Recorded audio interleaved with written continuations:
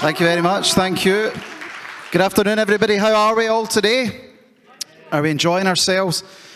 This is actually the first time I've spoken in 2 or 3 months, which is quite amazing, actually, because, you know, if you look back to where we were this time last year, there was a rally every single weekend. There was so much going on, and you know, in many ways, I'm not saying we're a victim of our own success. Well, we certainly haven't won this battle, but I think the initial stage is somewhat over, and I think the pushback that was given, and sometimes I think we can be a wee bit guilty of not giving ourselves enough credit. Look, see, for the last 2 years, if there hadn't have been a pushback, if there hadn't have been rallies, there hadn't have been marches, you would have been mandatory jabbed, you would have had to have shown a vaccine passport to get in here, and you know what, you'd have probably had a barcode on your head. So, and I know we certainly haven't won this battle, but I think there has been a pushback, and I think everyone who's done their bit or tried their best really did make an impact. But I want to talk today about the news and what's going on. And a good question is, what is the news? You know, I sometimes think, well, what is the news? And I often think to myself, what actually goes on in a BBC or an ITV production meeting when they decide what do you think they sit down and say to themselves, well, what we're going to do today is we're going to provide the most objective and balanced analysis of what's happened today? No, they have an agenda. And I don't think it's ever been just as bad as it has ever been. So what is the news in this country? Well, the behemoth is the BBC. It still is by far and away the largest media organisation out there, with a budget of well in excess of $1 billion a year. And not only at a national level, but at a regional level as well. Like, most people don't realise the BBC has destroyed local journalism, it's destroyed regional journalism, and they've just swallowed everything. So the BBC is funded, of course, and I want to talk about that in a bit more detail, is who funds the media, who's behind it? Because, again, that's a very subjective question. But with the BBC, it's the TV licence. Now, can I ask, does anybody here still pay their TV licence? No.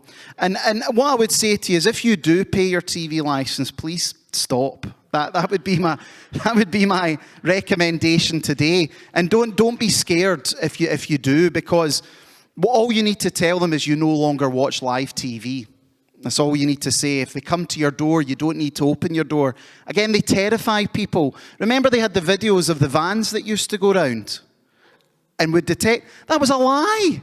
It was complete garbage. People used to think there was actually these vans that could detect whether they were watching the TV. It was all made up. So the BBC's funded by the licence fee. And what that fundamentally means is that they have to do the bidding of the government, of the regime, so to speak. So the Conservatives, remember, they were going to scrap the BBC licence. We're going to tear it apart. Well, what's happened to that is nowhere. Now, the BBC is intrinsically a left-wing organisation. And by that, I mean sort of metropolitan left. Very liberal, pro-open borders, very city-based as well, very southeast of England-centric. So, you know, I'm not a Scottish nationalist at all, but when they talk about the BBC being a southeast of England-centric organisation, they are correct. That is what it is. That dictates the news. Therefore, it is very, very left-leaning. And COVID for them really, really was the gift. So they parroted the government agenda. And then you've got ITV and Sky. And fundamentally, they are responsible to their advertisers. Because you've got David Scott here today from UK Column ourselves. Who funds us? Well, everyday people fund us. So we're responsible to everyday people. These organisations are responsible to their advertisers. Do you know who the biggest advertiser was in 2021 with 164 million in advertising spend? The government, the British government. So, and that was an increase actually of 138%. On previous years. So the BBC are funded via the government. Sky and ITV are also funded by the government. Do you know who their second biggest advertiser was? Unilever, the multinational conglomerate. So that pushes products. So what is the news? People turn on thinking they're watching the news. They aren't. They are watching approved regime propaganda. That's just simply what it is. And if it goes against the grain or the agenda, you are silenced or you are shut down. And then in America as well, it's probably much, much worse in terms of how the media is funded, because it's now creeping over here as well. You've got small, independent, non-profit groups that really push an agenda. You've got like the Soros Open Society Foundations. They fund media organizations. You've got the Rockefeller Foundation. And one of the most nefarious is the Bill and Melinda Gates Foundation as well. The Daily Telegraph, for example, received £3.6 million in 2017 from the Bill and Melinda Gates Foundation. Right? Now, if you think about that, like what myself or David could do, well, what with 3.6 million, the power that gives you. So Bill Gates isn't buying. Bill Gates isn't wanting to improve a message. He is buying puff pieces. He is buying propaganda. He is buying PR. None of these people are objective at all. You know, and it's interesting as well because, you know, and there's a lot of different opinions when people say who controls the media. You know, it's quite a loaded question. You know, some groups would say, well, it's Jewish people that control the media. And, I would disagree with that in the sense that, yes, there are a lot of Jewish people who are in the media, but the media tends to attract more liberal people, liberal thinking types of people. I think who controls the media is simply money. Money controls the media. Where do you make money nowadays? By being part of a ruling regime. And then it attracts people who want to push an agenda. So when people say who controls the media, I don't think there's one overarching group of people, one type of people, but I think what it is it's governments that control the media. I think it's nefarious bodies, globalists who control the media. And therefore what you are getting and given is propaganda. It's not real news. It's pure propaganda. And it didn't used to be like this. So then that leads us back to what happened in sort of March 2020. Because it does seem like a very long time ago, but it wasn't. The videos started coming out of China, which we all know now were faked. These videos weren't real, they were fake. People dropping dead in the streets. What did the mainstream media do? Wall-to-wall coverage. Oh, they've just built a hospital. They've just built a field hospital. Why haven't we built a field hospital? They've got 1 million ventilators. Why? Can you remember the insanity? Back in March 2020, the way they did it, and it was, I've never seen anything like that in terms of media coverage. It was wall-to-wall bombardment. Therefore, and again, it didn't just happen organically. There was people behind that pulling the strings. It's like in the grand conspiracy, is there like 2 or 3 people pulling the strings? No, I don't think it works like that, but what you have is you've got people who set an agenda and you've got people who follow the agenda. And that's what your average mainstream media broadcaster will do. They will just not question anything. They'll go along with it. So that took us into the absolute ridiculousness of lockdowns. You know, can you remember that? You weren't allowed out your house for half an hour. Remember you were allowed out your house for half an hour. Now, again, I was very skeptical at the time. At the time, I still believed there probably was a dangerous virus out there. But what my argument was, well, the government shouldn't have the power to lock you in your house. And they could have asked people to stay at home, but they didn't have the right to tell you to stay at home. But they did. And remember, you used to go out a walk, and you would walk past people, and they would watch you. Do you remember how insane? Like, we can sit here now and laugh. It was insane. And if somebody coughed, it was, you know. And someone was asking me at the start. I thought it would have ended probably in the summer of 2020. I thought, well, that'll be it over. But that was when I really started clicking. No, there's something going on here. This is not just a pandemic. And the media kept pushing it, and they kept growing in their power and in their stature. And like, they loved it because everybody tuned in to watch the news. And conversely, though, that helped like ourselves, UK Column, other alt media, because everybody started wanting to hear what we had to say as well. And then that's when the censorship really started, and the censorship really, really kicked in. We, UK Column, were banned off of YouTube. How many subscribers did you have, David? We were just about to get 100,000. You were getting like maybe 12,000 live viewers during the day, maybe more? our typical, we were 60 to 70,000 in an episode. Wow. Yeah. So you think of these numbers that people were getting. We had 50,000 and we were getting 2,000, 3,000 live, maybe 30,000, 40,000 watching it on catch-up. UK Column were taken off YouTube within a week. We were gone as well.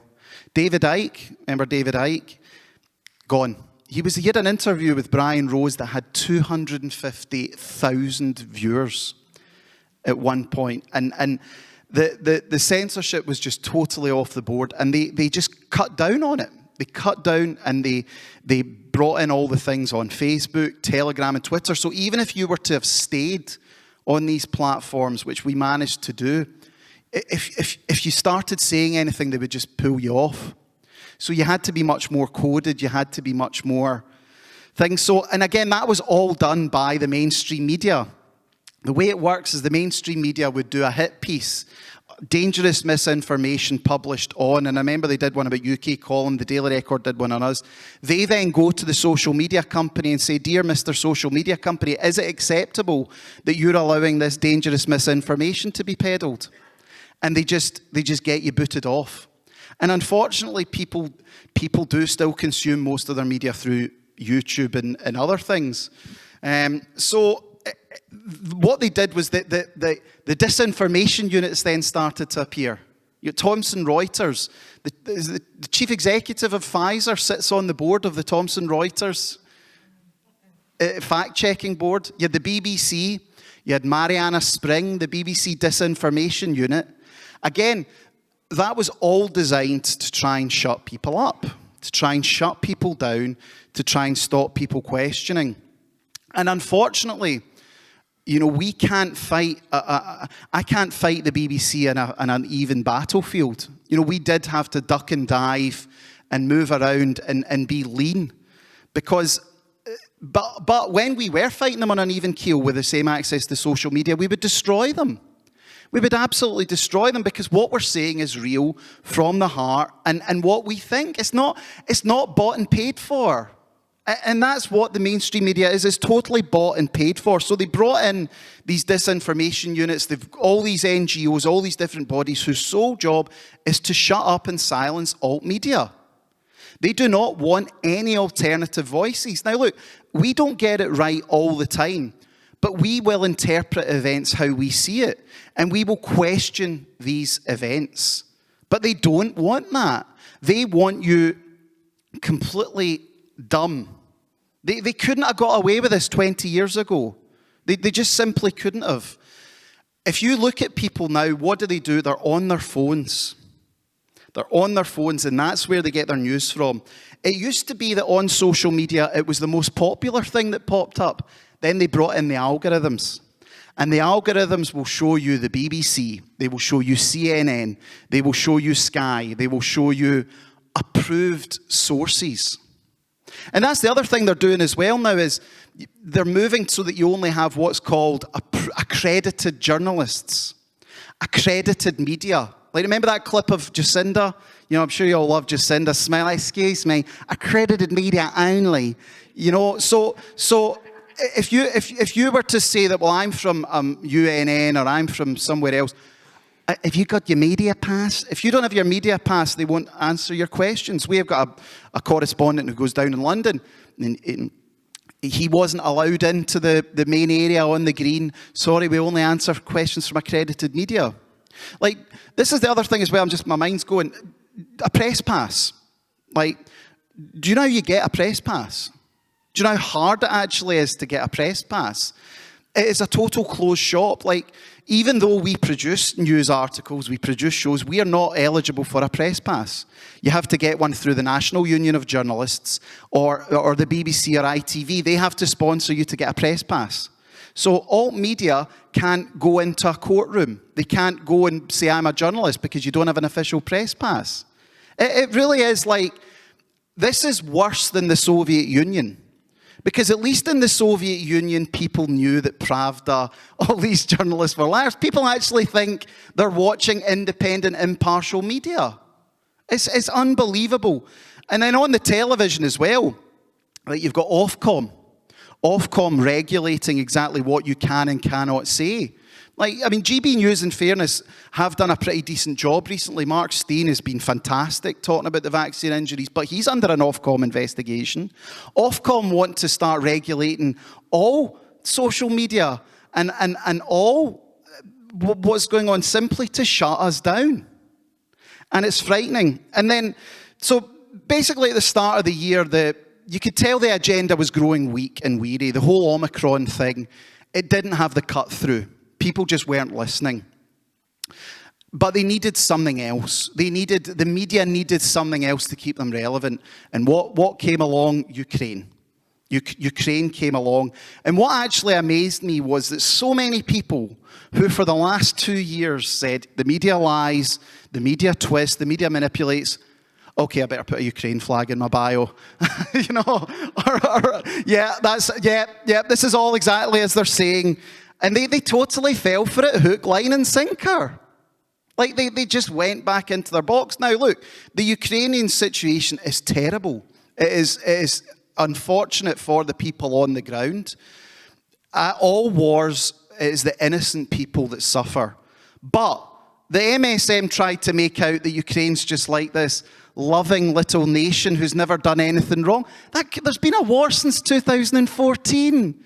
They've been shelling their own citizens for the last 8 years. America, it's unbelievable. And Ukraine is an example of just the lies that they can push. And again, you had a situation where you've got this Zelensky. I always used to say Zelensky was the new Dr. Fauci. But they're all going off Zelensky now. Look at the way that... remember before it was the glowing coverage. That's all disappeared. Again, and people's attention spans are so low. Zelensky will end up like Fauci or Whitty, or probably worse.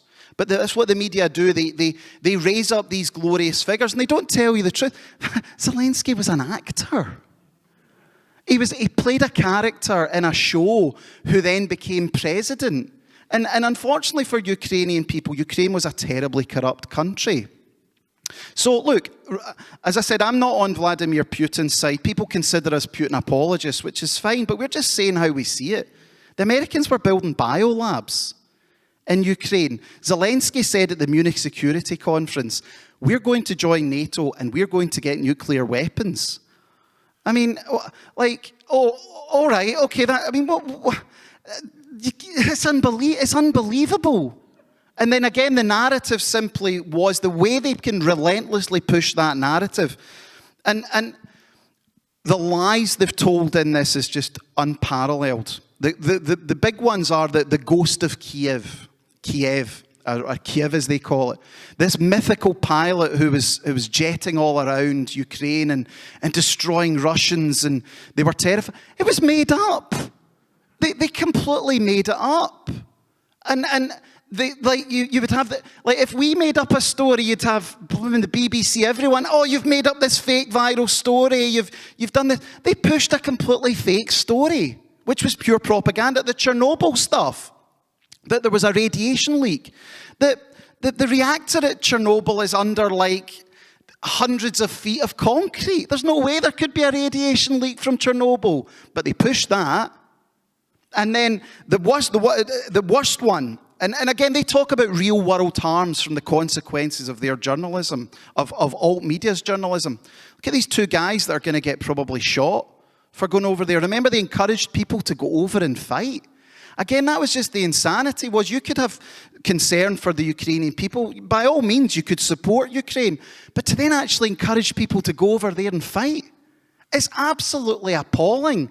And it's now come out that Ludmila Denisova, who was the Ukrainian Human Rights Commissioner. See all the stories about Russian troops raping babies, about all the massacres. She has admitted that she made them up.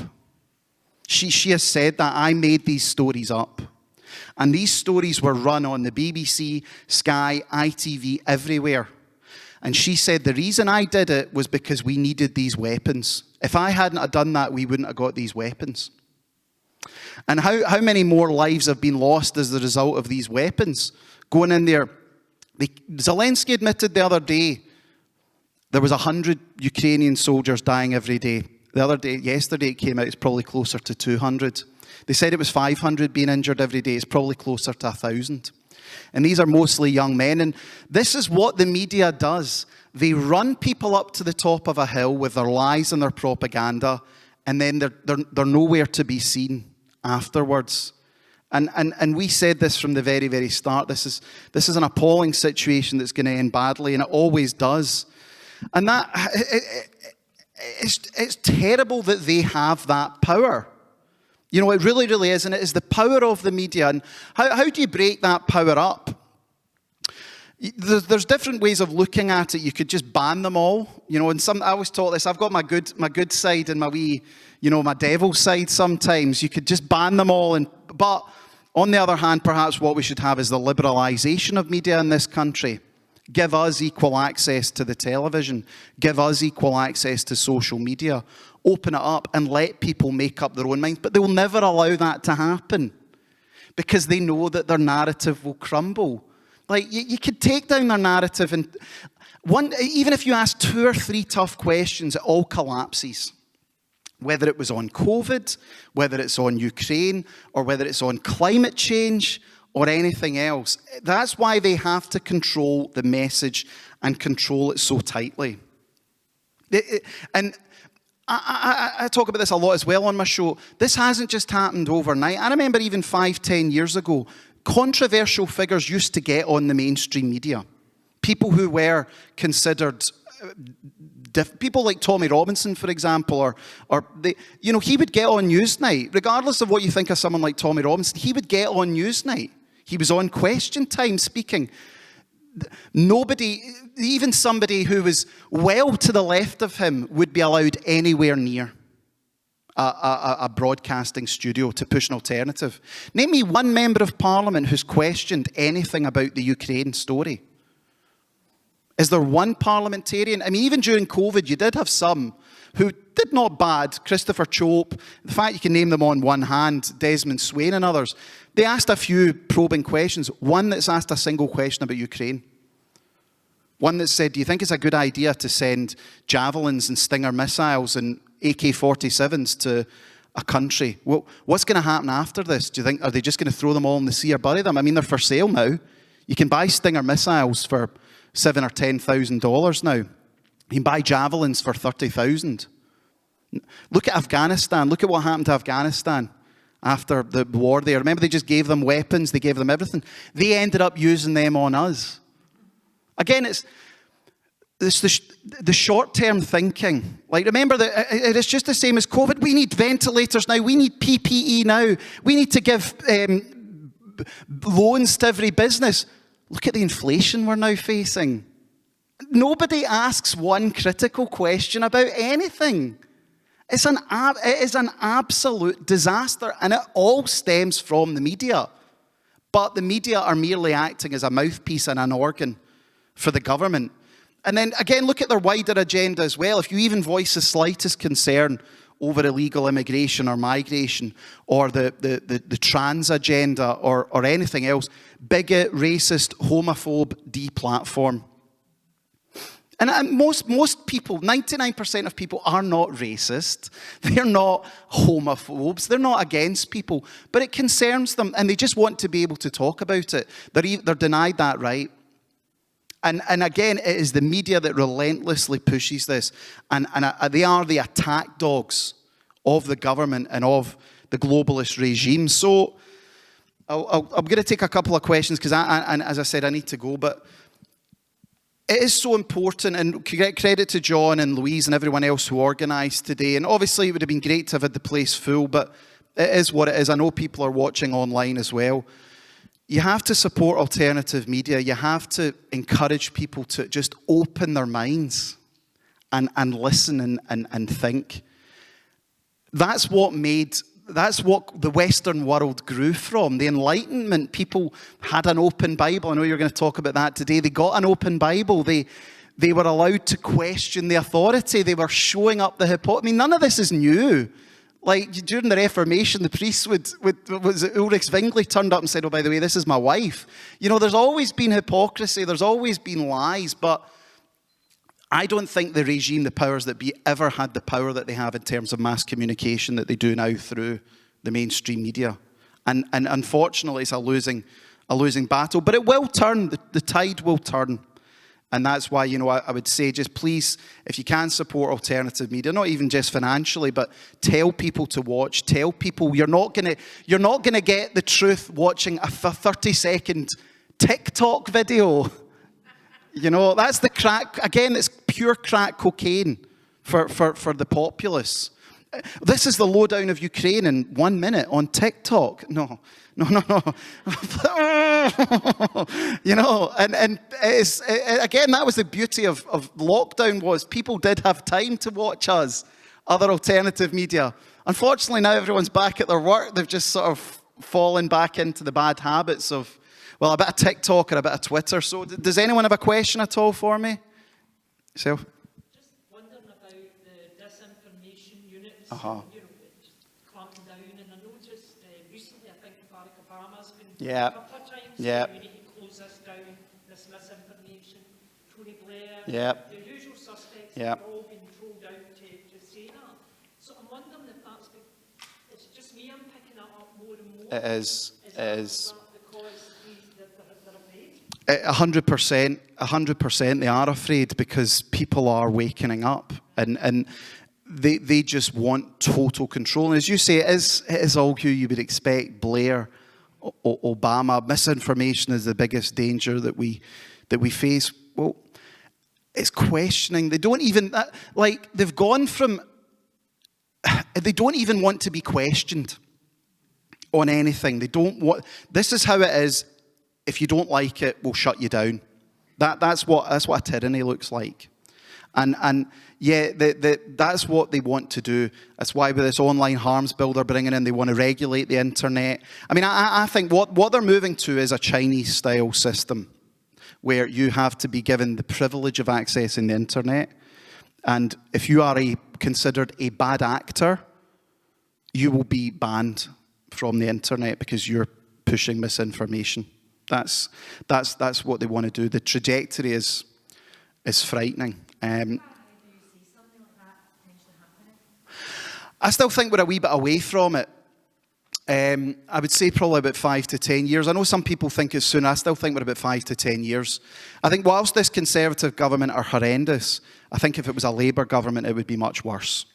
I think under Starmer, and that is their golden boy. They want a sort of centrist Trudeau, Jacinda Ardern type. I still think we're 5 or 10 years away from that. And there is ways to avoid that. You can have a VPN. You can have your own website hosted in other countries. You know, we will have to duck and dive.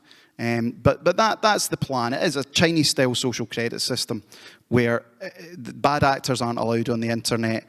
Your posts are monitored. If you speak out against the regime, and it already does happen in a soft way. If you make an inappropriate comment, you're sacked from your job. How many people do we know that's happened to? Or if you spoke out against COVID, you're maligned. So that's the direction of travel. You can't even say, you know, a woman is a woman and No. a man is a man. No. You know, friends are banned for saying that. Correct. But all I will say is that there is a yin to a yang. And everything that pushes one way will eventually push this way. So if you look at it from a cyclical perspective, the people that are in charge are all the sort of liberals from the 60s and 70s. You know, the sort of flower power hippie types. It'll take us time to try and roll that agenda back. But it will come back. But the risk that they make is that if they push this liberalism, if they push this, they will get a bad response to that. And again, that, like, totalitarian regimes on the opposite side don't just tend to, they tend to be a reaction. Like for example, communism in the 1920s, it didn't just come out of nowhere. It happened because a ruling elite and class saw people dying and impoverished on the streets, you know, and they lived in pure opulence as these people starved. So it was everything as a young, like Nazi Germany, it didn't just come out of nowhere. You know, the Weimar Republic was so decadent, and you know, again, most people in Germany weren't National Socialists, but many people, especially small C conservative people, they were appalled by the direction of the country, and they were appalled with what they saw. And then look what happened after that. And then look what happened after communism. So my argument is they are risking a totalitarian state that we don't, decent people don't want with their actions. And that's why it's to try and get back to a healthy place of free speech, of discourse, and fundamentally Christian values. Because again, that's the one thing we've really lost as a society, is Christian values. You know, and I talk about that we good, the good and the bad. You know, I think, it'd be great to do that, but then that's not what Christ taught, and it's not what the Bible says. You have to love people. You have to love one another as you love yourself. So we need to get back to those Christian values and what made this country great, which was free speech, which was free thinking, and respect. As we've lost that. It's a godless society we live in. Therefore, the media it represents that sort of godless society. And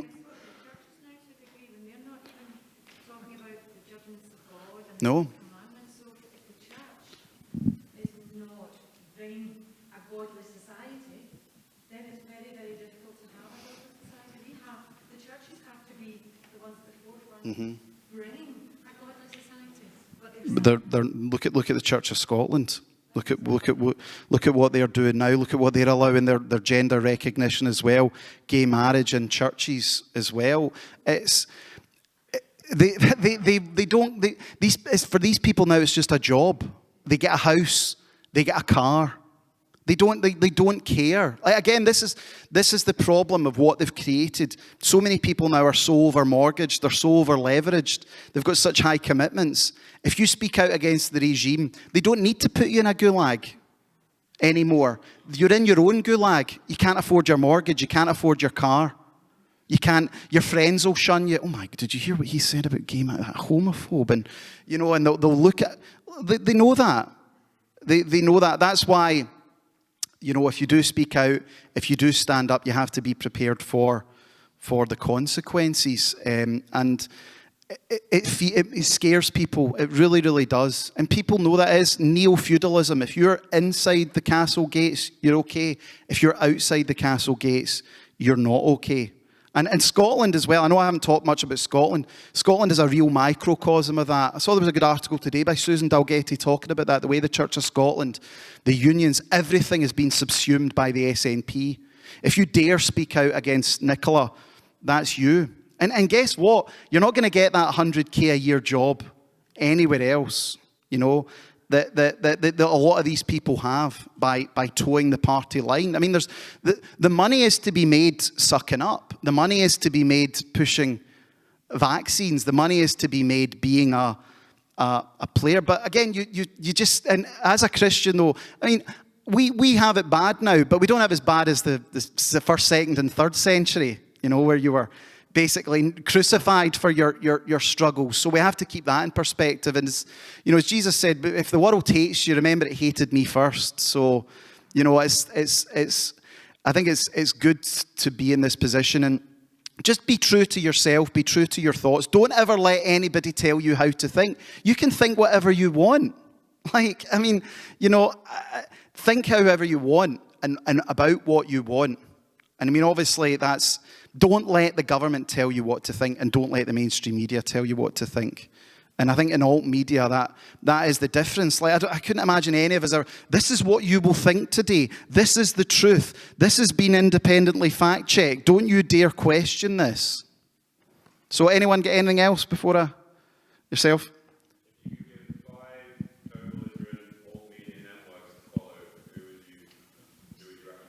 UNN, and UNN. Oh no, UNN, of course, ourselves, David Scott at UK Column. And then you've got Iconic as well, it's excellent. That's Gareth Ikes. Unheard, people like Spiked as well. Lotus Eaters, yeah. Hugo Talks, quite a lot on YouTube. Just anybody really. There's quite a lot of individuals do it as well, and just keep doing it. I think out of the main ones, you know, that really grew was UK Column was obviously the largest in terms of the reach, and then ourselves as well. And there's a lot of like independent journalists out there, which is fantastic. So just see what's out there, but try and get off the mainstream platforms as well, because you won't be able to see what you want. And again, that's the other issue you face financial deplatforming in alt media, you face technological deplatforming. They'll remove your ability to do they'll remove your ability to basically do anything, and it's happened to so many of us, and it's just going to get worse. And Trudeau in Canada showed what's going to happen to everyday people, that they'll seize your bank accounts. They'll seize your property. There was a guy the other day interviewed saying there's no such thing as a right to own property. Look at Ireland as well. Ireland have said that, you know, you should give up the right to your home. So I don't mean to be too depressing, but maybe we will all own nothing and be happy by 2030. But again, I'm not a materialistic person. What it is more is the fact that the state will decide what you're allowed. The state will decide what you can have, and that's what that's all about. It's not about that. It's about power, and it's about control. And these people we're dealing with psychopaths. We're dealing with murderers. These people are prepared to see, like, I'm not prepared to see people die or lose their lives. I'm not prepared to see people slaughtered for, like, again, you look at psychopathic figures throughout history, Mao, Hitler, Stalin, the Khmer Rouge, Pol Pot. They're prepared to sacrifice millions of people to achieve their aims. That's what we're dealing with now. Your Klaus Schwabs of this world, your Bill Gates, these people are psychos. They are prepared to see millions die for what they think is the greater good. And it's worrying. But again, as a Christian, God is in charge, you know, so it's not all bad, and there will be times of trials and tribulations, and they will receive justice for what they've done. But we just need to keep going and keep fighting. So I think that's me. Okay, thank you very much, and I hope the rest of your day goes really well.